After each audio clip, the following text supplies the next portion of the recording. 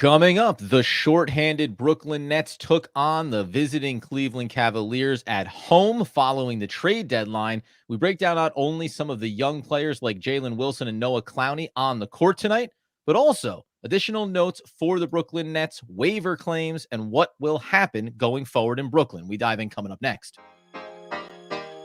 You are Locked On Nets, your daily Brooklyn Nets podcast. Part of the Locked On Podcast Network, your team every day.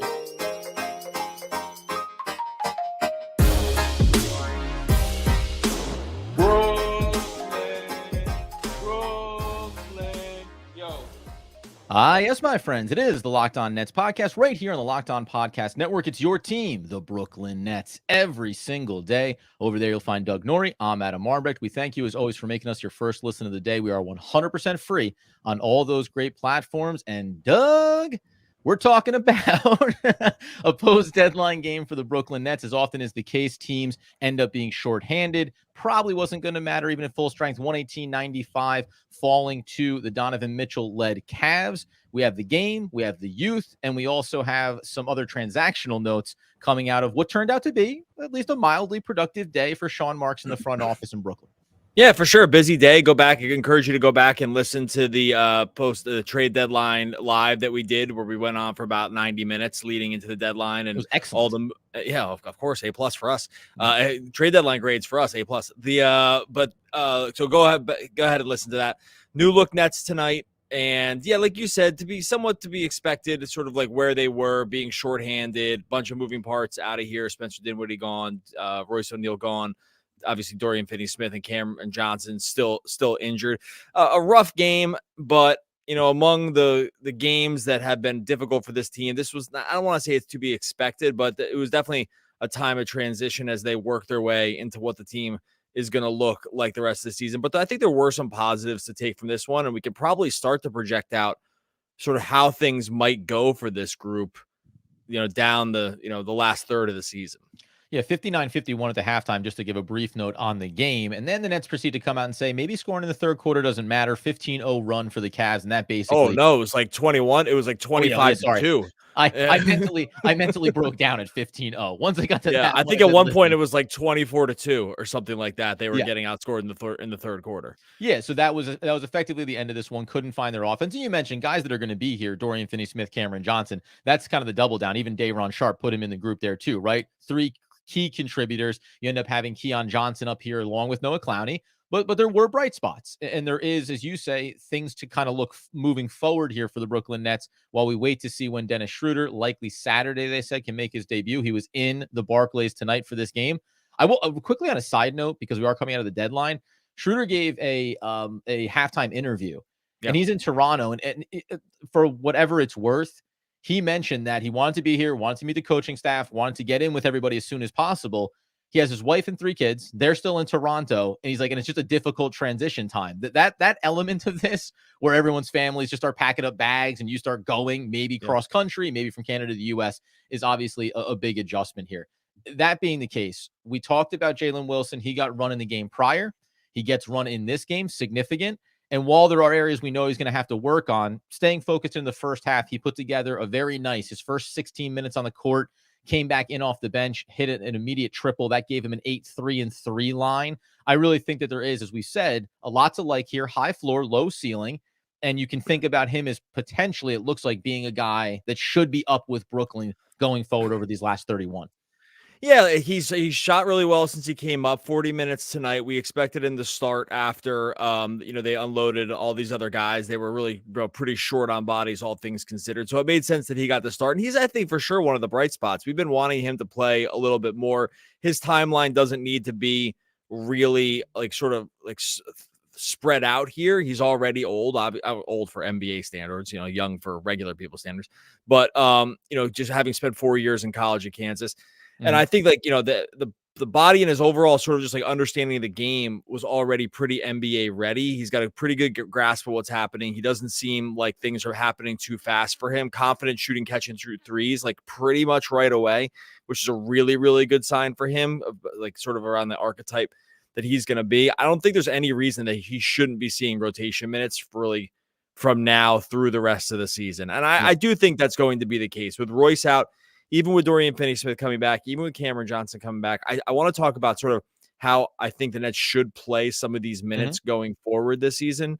And we can get to that in a little bit. But overall, I think Jalen Wilson is a bright spot that you take away from this game. It's like, okay, finally, we're getting to see some of these guys. The team has been a really deep team up until this point.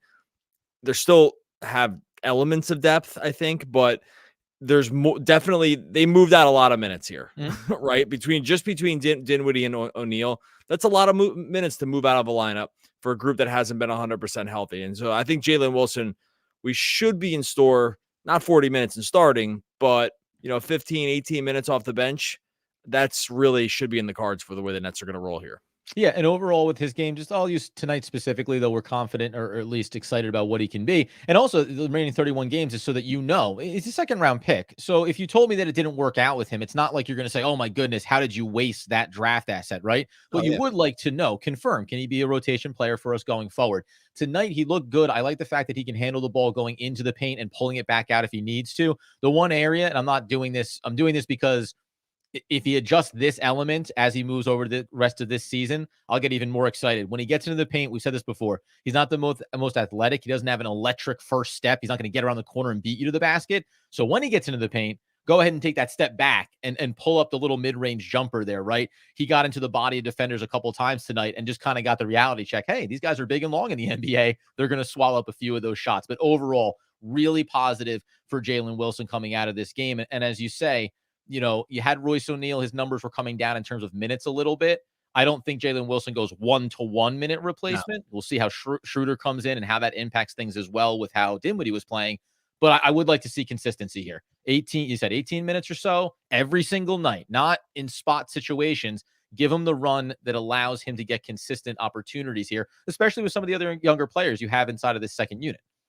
Yeah, and look, just Cameron Johnson and Dorian Finney-Smith coming back will cut into his minutes, right? At like the 3-4, and so I think that would really pretty much drive it down. But a good thing about Wilson that we've seen is he's pretty plug and play with a lot of different lineups, right? Like that's why guys like this are typically really valuable in the NBA, right? It's just because when you're sort of like longish and you can shoot some threes and you can get in front of some varieties of different kind of guys off the dribble, then you're going to be able to play with a lot of different lineups. So I think overall, that's a really a good takeaway. I think that like the Nets probably hopefully need to be a little bit committed to some of this for the rest of the season. We already know, and some of these guys that came in on trades like Thad Young waived, Jordan Goodwin waived, like these guys aren't going to be on the team. So even some of the guys, it's not like they brought in, except for Schroeder and I think KDB, or besides those two guys, I don't think anyone else is coming in the door. So I think that like the path is pretty clear.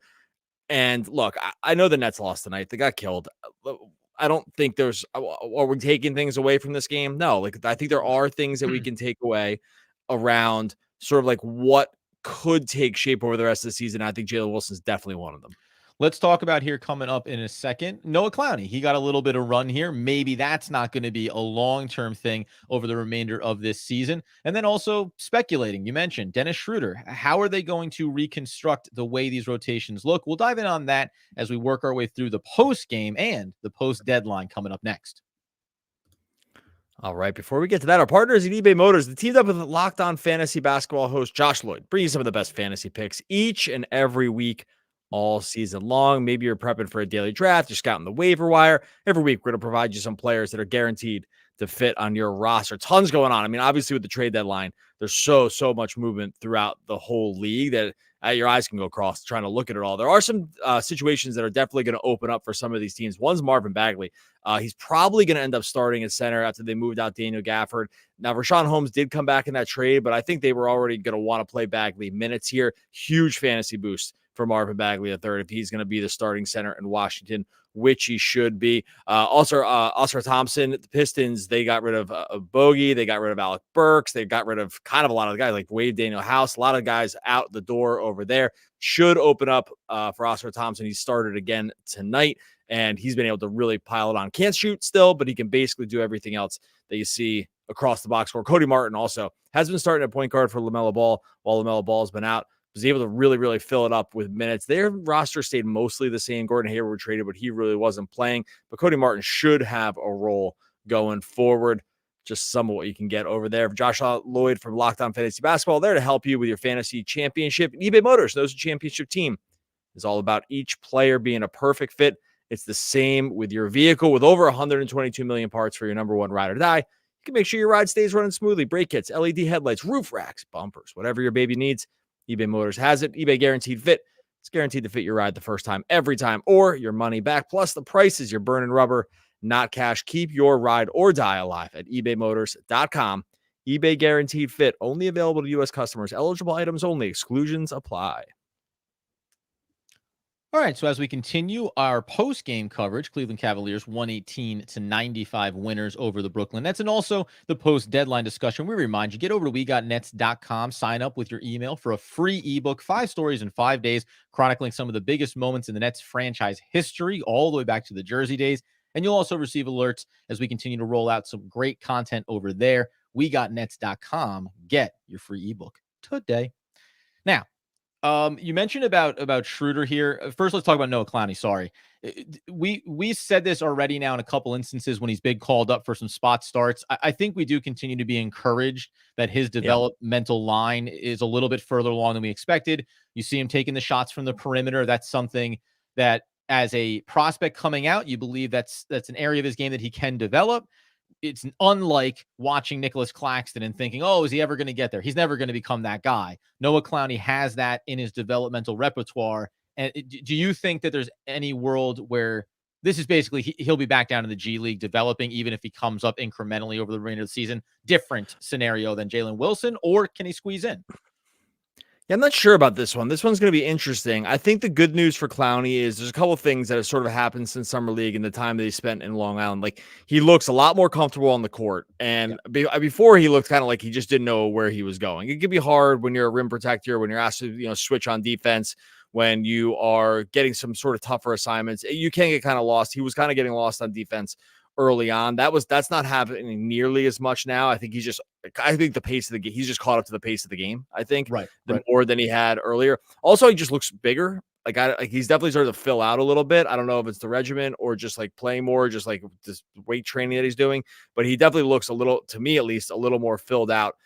Just like sort of the body looked a little more like NBA ready. So Jase looked really bad in Summer League, right? So he has not looked bad here in these minutes. I thought he looked a lot more comfortable getting to the rim.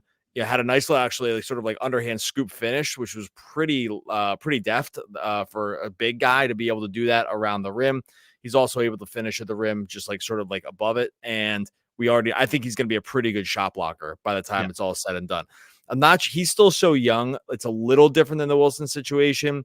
And when Dayron comes back, there's not as much of a path. I do wonder if they're going to want to try to maybe make him like stretch 4-ish. They have been really hesitant to do this with different guys like Claxton specifically, who maybe could have at some point gotten there on that, but the shooting is never going to be there probably at this point.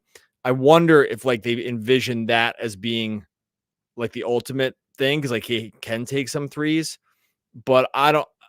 Anyway, I was really encouraged what we saw tonight from him. I thought that looked way better than what we've seen from him in the past, and it was extended run over 20 minutes. So yeah, I just don't know if that's going to be a consistent thing. Yeah, we'll keep an eye on it, but it seems that's obviously less likely than Jalen Wilson. The other thing you mentioned, as we said, Schroeder was in the building. Tonight, could premiere and debut for the Brooklyn Nets on Saturday. How do you see this shaking out? We said earlier when we did our trade deadline coverage that Dennis Smith Jr. was discussed and possibly in and then out of the Toronto Raptors trade.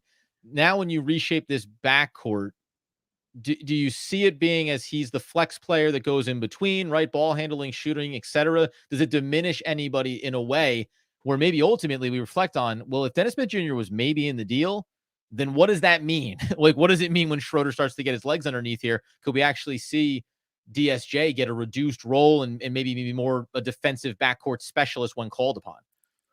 Yeah, so he's not going to start. I think they're going to keep rolling with this, with Ben Simmons, Mikal, Cam, one of the fours that can play, Cam Johnson or Dorian Finney-Smith and Claxton. So I don't think Schroeder's going to start. I think he's going to come in off the bench. I think you'll probably not try to pair him too much with Cam Thomas because that's just going to be really small. Mm-hmm. But they have at times been okay with that. Sometimes just because like the personnel is just lacking.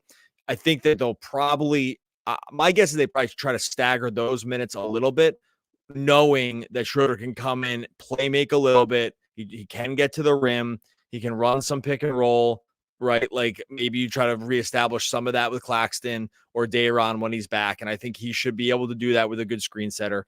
So I think he's going to be more like that. I bet you we see him like staggered minutes off Cam Thomas. I don't know if we see them play tons and tons together, but remember, and we saw this a lot tonight, like the Nets are just down ball handlers. Like you could even feel it tonight. They just don't have enough ball handling. And now that Dinwiddie's gone, when Dinwiddie's gone, they didn't bring in the replacement right away. You really, really felt that tonight. They just didn't have it. Like it was just so hard for them to like sort of generate half court offense. I think he will help stabilize that. My guess is something like 22 to 24 minutes a game.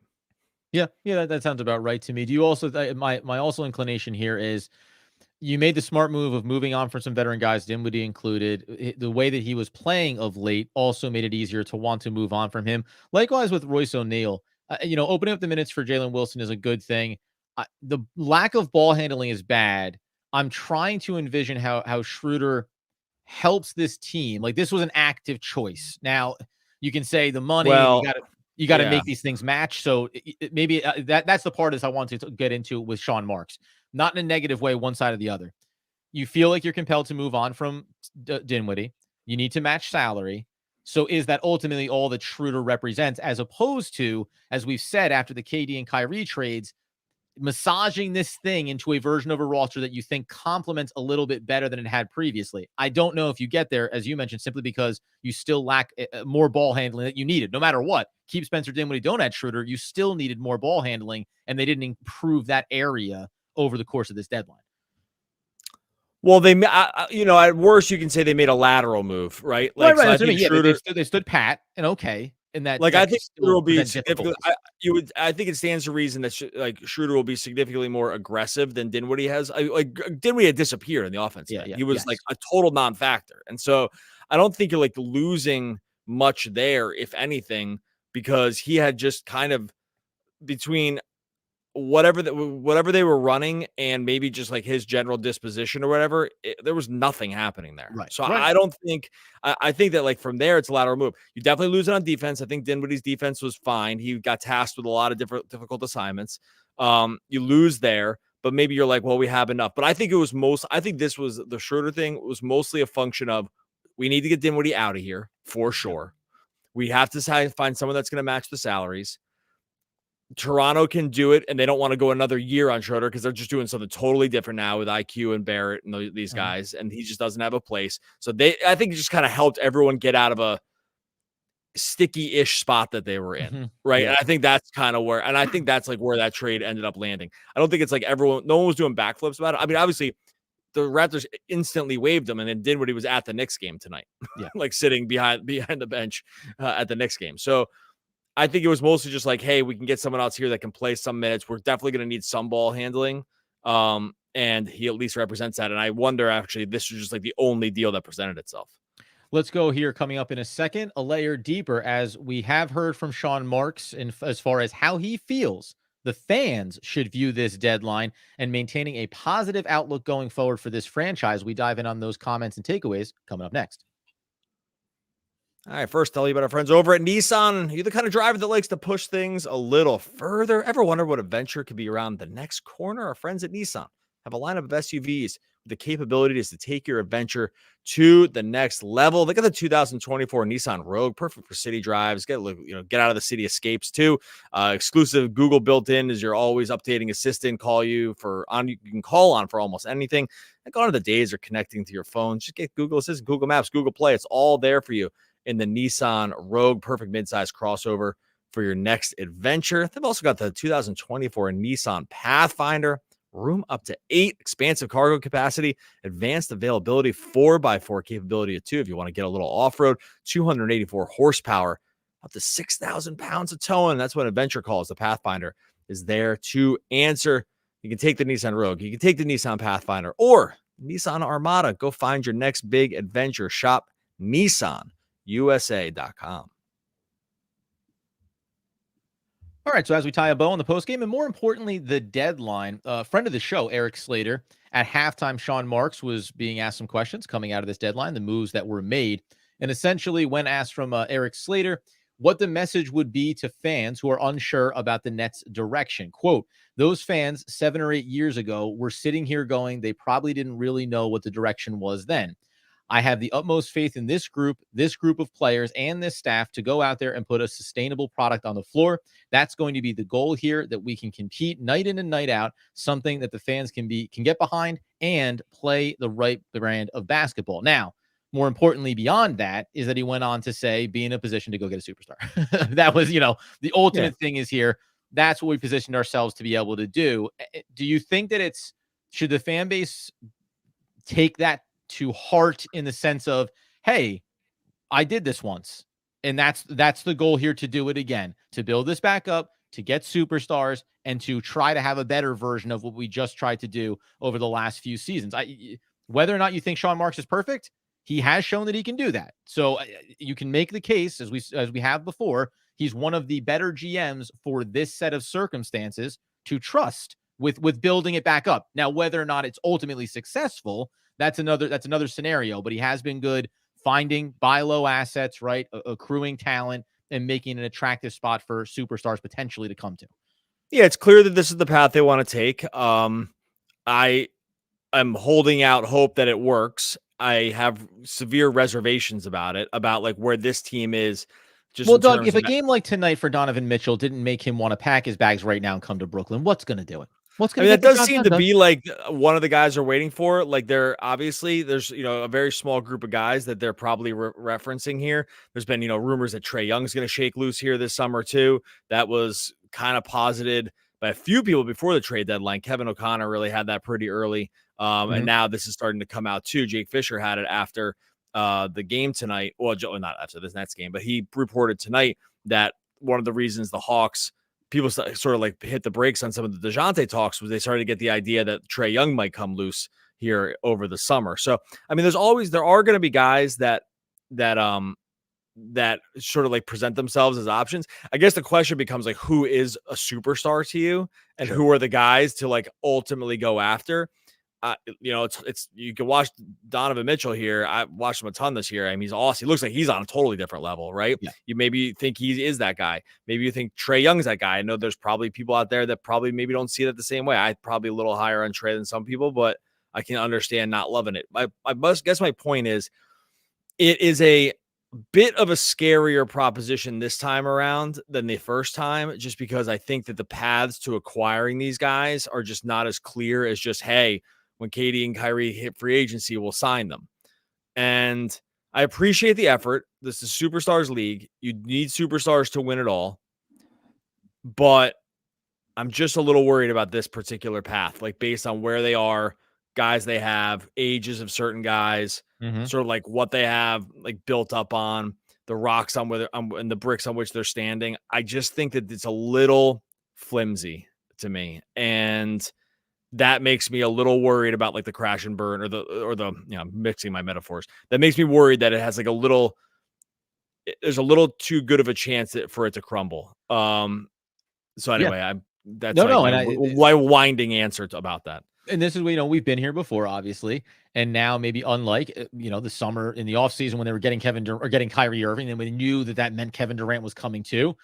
You dial the hype machine all the way up now, and we've referenced the Oklahoma City Thunder model before. Now I'm more inclined to feel like I'd like to see the Nets do that path, just because not only there's issues and concerns around getting those guys. It's not the same as just waiting for them, as you mentioned, going to free agency and signing them. It's going to cost you everything.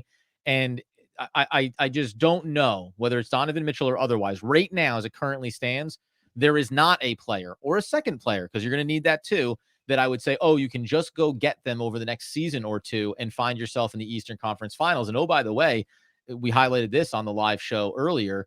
Teams like the Knicks, like they got stronger going in the deep run of the playoffs. The Cavs with Donovan Mitchell are a 2 seed right now, looking very strong. So the landscape changes, right? Every few months you have to recheck in with where you are. And by the way, the Nets are 7-21 over the last 28 games. That's a part of the check-in too. They were 13-10, then they went 7-21. So this team is different, feels different, and then you include the changes they made at the deadline today. I just think that, I said to you in the text before we got on, I'm very capable of getting very homerish once I start to see young players and drafted guys get a little bit of run. But I would close out on this question to you.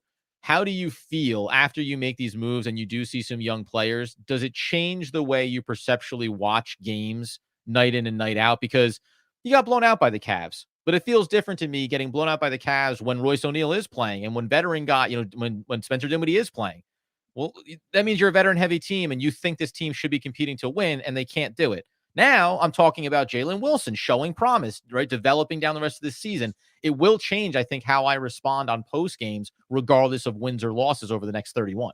Well, yeah, but a reminder here, this is going to look a little different. Like, you're going to bring in Schroeder, you're going to get Cam Johnson back, you're going to get DFS back. You are going to have a ton of veterans. Right. It's not going to be the young guy party here for the rest of the time. And so I would probably say that we're going to get a group back that probably should win some games here. But overall, one thing I wanted to say, maybe we can do a little next week. One thing I wanted to mention around that, though, one thing I think the Nets really have to take a very hard look at and maybe be stringent about is like really managing Mikal Bridges' minutes here going forward. He's played so many minutes this season, or excuse me, he's played the most minutes. Sorry. Okay, I'm starting over. He's played the second most minutes in the NBA since 2021. Only Jason Tatum has played more. There's a pretty decent drop off after that to Jaylen Brown. And those guys are just because of it's like deep playoff run after deep playoff run. Bridges isn't exactly like that. A lot of this is just like accumulated minutes. Some of that was playoffs, but he just played a ton of regular season minutes too. I think if you're really looking to the future, they have to have a plan in place to just not grind him all the way down. And if you lose games, you lose games. But there's no reason to run the tread off the tires here in this particular season with a guy who, again, has already played the second most minutes in the entire NBA over a 4-year stretch. And that doesn't even count the FIBA run. So I think they have to be really careful with this. Play all the games, but just play 33, 34 minutes. Like I could get on board with that move. Does that make sense to you? Like, could you see that? I'm not sure they're going to do it, but I can see that it should be a priority to me. Should that be a part of it? Yes, especially if you think you're going to pursue a star and you want Bridges to be healthy, right, and available and take some of the tread off the tires. Yes, they should. I think the question then back is, but did the Brooklyn Nets make these moves, as you say, at a certain point, we just got to move off. We got to get Spencer Dinwiddie out of here. So now, if it was Spencer Dinwiddie just has to go, so we're going to bring Schroeder in and feel like it's a lateral move, as you mentioned. Maybe Wilson's ready to contribute. It's a downgrade from Royce O'Neal consistency experience, but okay. Have they changed, the Brooklyn Nets, their own internal narrative about the goal of this season? Making the playoffs, right? Like, they are still just outside of the play-in tournament. Now, we may look at it and go, that doesn't matter now at this point. But if they still believe that, then I don't see them reining in Mikal Bridges, because by the way, he doesn't see himself being reined in, right? This would be, this would be, and I know we all know that, but like, this would be probably a point of contention. If they started down the back end of games, pulling his minutes back a little bit, specifically around what I think is a smart idea you're bringing up, or a smart policy that should be in place, I guarantee you it will sour him to what his status is, to who he is, and his desire to go out and play every single game, as every good player, great players do. I give my team the best chance to win. So if you keep taking me out of games, that means that you are hurting our chances to win basketball games. I think they probably run afoul a little bit from that relationship if they do so. I mean, they do, but like plenty of teams just do this also. There's just plenty of teams out there that just have sort of like quasi minute caps on what their guys play. And we can argue about whether the teams are good or not, but like Orlando definitely does this, right? These guys, they manage their minutes like pretty well around their young guys. Now, not every game, but they don't always push it. Like, so for instance, I think like Bridges played 35 minutes tonight. They were down 20 for like lots of the game with really no hope of getting back. Like, these are the situations that I'm talking about that need to be like really looked at. Again, it's a minor thing.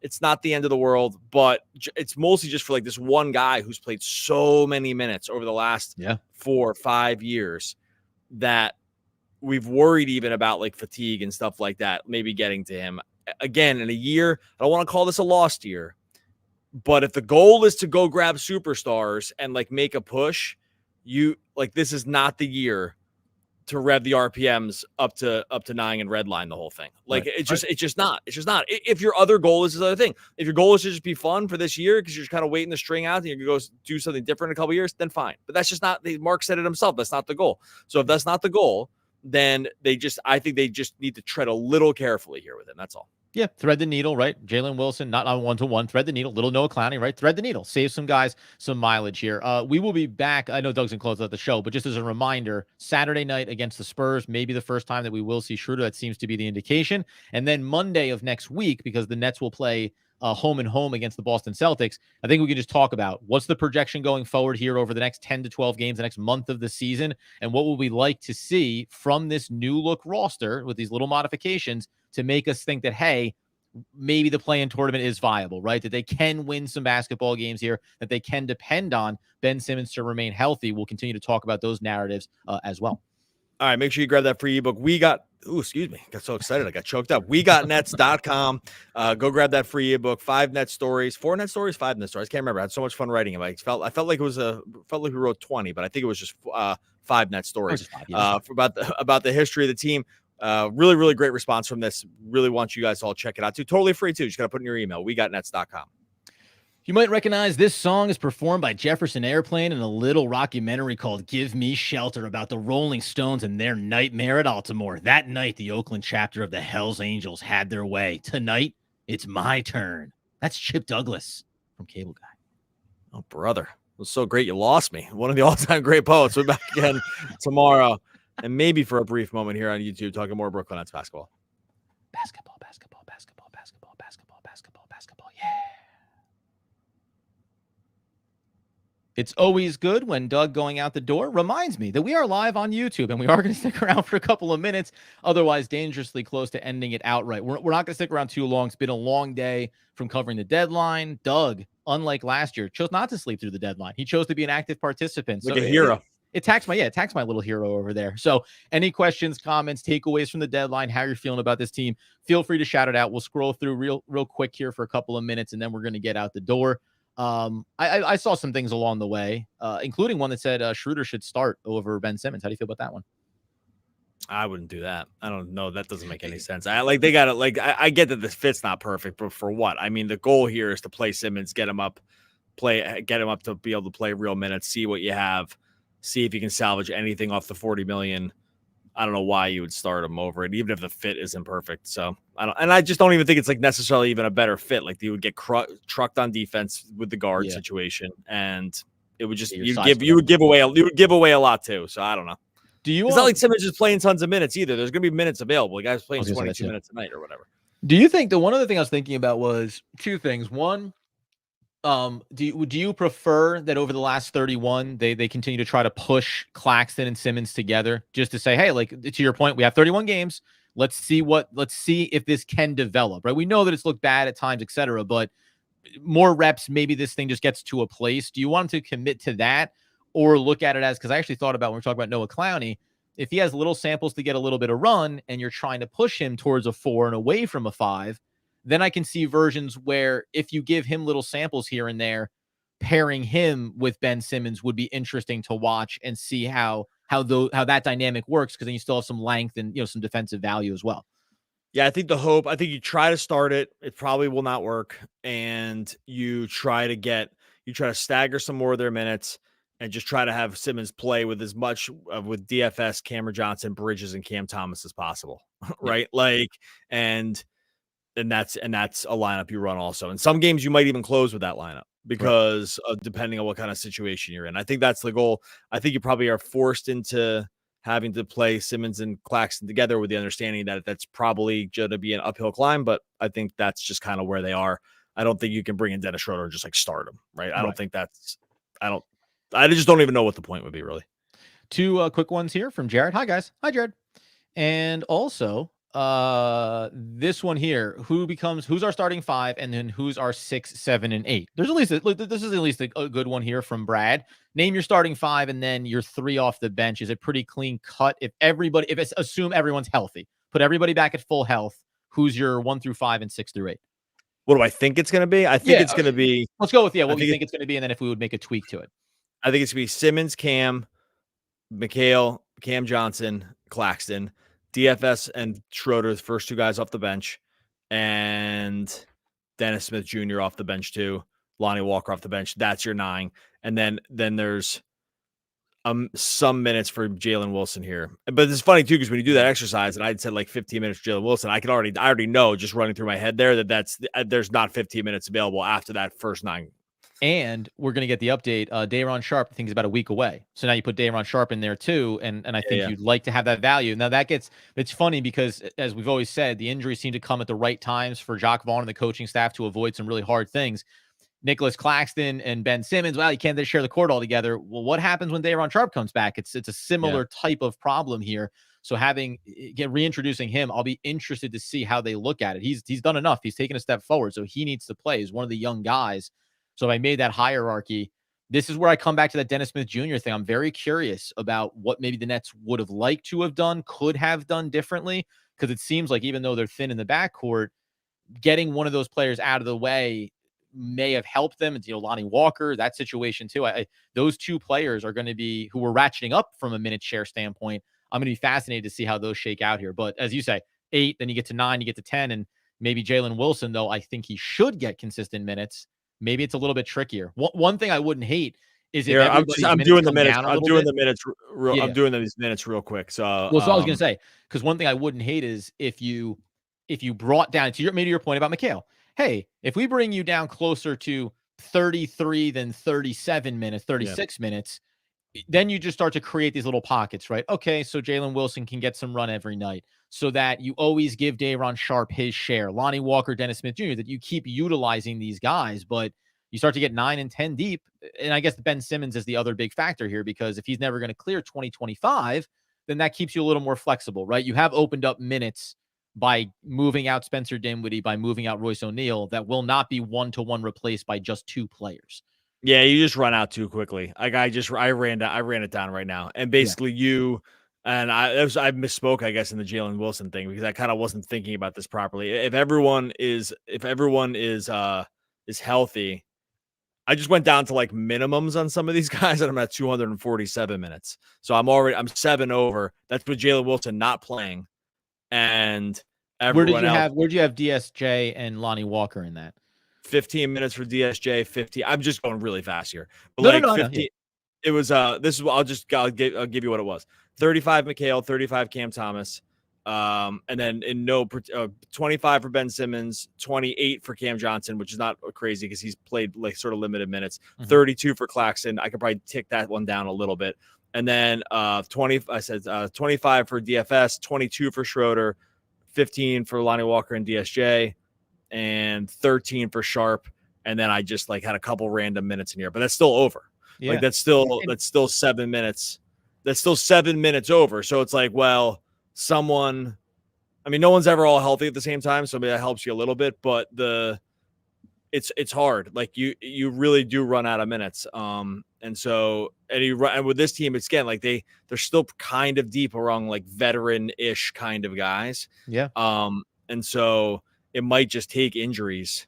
And that's like with not even that much of an increase on Ben Simmons minutes, which they're going to probably want to do at some point.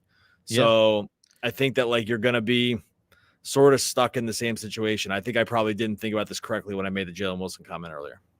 Yeah, it does make me wonder. Like you said, I mean, the 1-to-1 of, you're not going to 1-to-1 use O'Neal's minutes for him. But again, you'd like to think that you could carve out 7 or 8 minutes for him. But then you're not going to play Lonnie Walker 10 minutes for Lonnie Walker. They just haven't all, and they also just haven't all been healthy here. And these guys have all sort of been injuries. Turns out the minutes will be there because they're never all on the court. Yeah. So, but the one takeaway there that is very clear, and we can close out, is that when you go back and look at it now with how the roster is constructed, there's just a very real world where if you thought that this was, and now Jalen Wilson gets 31 games to really showcase and develop himself, it may ultimately not be there for him. And that'll be something for us to track, and probably something that'll disappoint me. It'll disappoint me if this team does not start to win some basketball games, right? Winning can make me look at this roster in a certain way in the back half of this season and feel a little bit differently about it. But I was optimistic for Jalen Wilson, and now Doug has crushed that dream.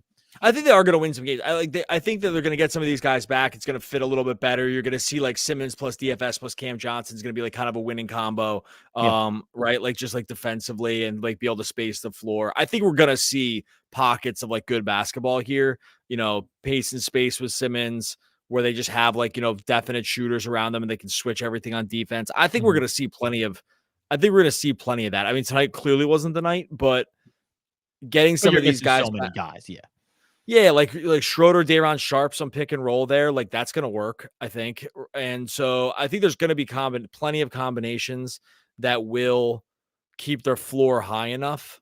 And maybe there's like an attitude change. Dinwiddie goes, I don't know. Like it's like, there's reason to believe that like the tone shifts a little bit here. It's been a rough stretch because they've lost so many games, but I don't know. A couple new faces in the locker room. Maybe grab a win. I'm just know it. Like I know there's combinations here that work when they have all the guys back. They just don't have all the guys back. You mentioned Dinwiddie's its own thing. Just Royce O'Neal knowing a move was maybe coming, right? This is it. 31 games. This is the team, right? We know that this is the roster going forward. That can certainly help inside the locker room as well. All right, that'll do it for us. Doug, take us out. I'm done. I'm done bogarting the exits on these from now on the live. You often do, blow. Yeah, sorry. So listen, I know we're cutting it short a little bit on the YouTube live here, but a reminder, we were YouTube live for like 90 minutes earlier in the day as we tracked all this stuff. So if you want our full right in the moment trade thoughts deadline, just go back and listen to that, and really appreciate everyone that was here tonight, even after a pretty ugly Nets loss, but that's okay. Still roll it every single night after Nets games. And like Adam said, we'll be back again Saturday night. Go grab that ebook, WeGotNets.com. No quote today. That's because Adam Arber's one of the all-time great poets. We'll be back again tomorrow. Gotcha, buddy. Talking more Brooklyn Nets basketball.